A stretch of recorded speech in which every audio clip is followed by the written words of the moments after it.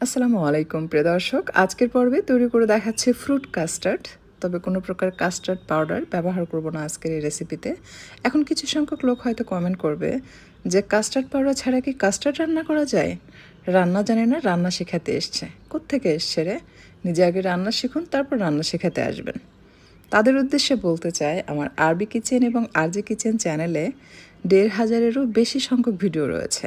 সেগুলো দেখে তারপর এ ধরনের কমেন্ট করতে আসবেন। কাস্টার্ড রান্নার জন্য আমি এখানে তরল দুধ নিয়েছি ৩ কাপ।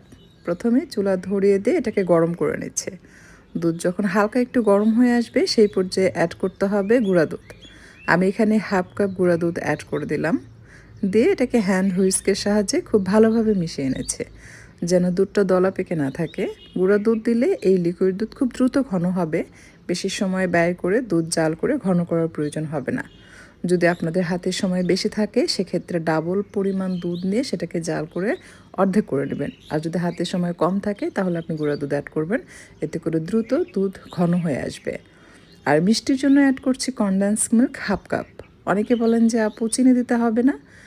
আসলে আপনি কনডেন্স মিল্ক যদি হাফ কাপ অ্যাড করেন তো এটাতেই মিষ্টি একদম পারফেক্ট, আর চিনি দেওয়ার প্রয়োজন হবে না। তবে আপনি চাইলে চিনিও ব্যবহার করতে পারবেন। তবে কনডেন্স মিল্ক দিয়ে তৈরি করলে মিষ্টির কাজটাও করছে, পাশাপাশি এটাকে অনেক ক্রিমি করবে, অর্থাৎ এটা অনেক সিল্কি হয়, যেটা খেতে খুবই ভালো লাগে। তো চিনির তুলনায় কনডেন্স মিল্ক দিয়ে যে কোনো ডেজার্ট তৈরি করলে সেটার টেস্ট বেড়ে যায় বহুগুণে। সেক্ষেত্রে আপনাকে এক্সট্রা কোনো ফ্রেশ ক্রিম কিনে এখানে অ্যাড করতে হয় না।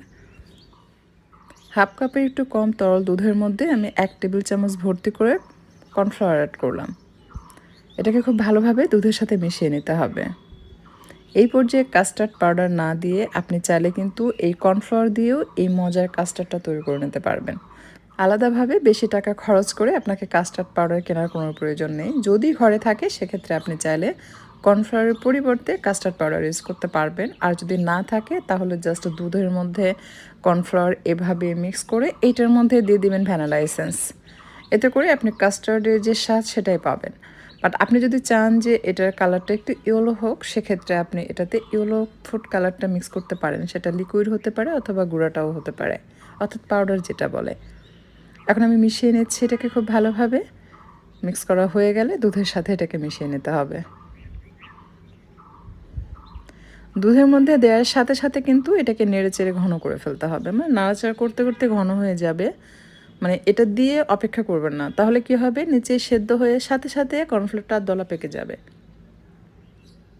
খুব ভালোভাবে বলক আসার পরে আরও কিছুক্ষণ এটাকে একটু জাল করে নিতে হবে।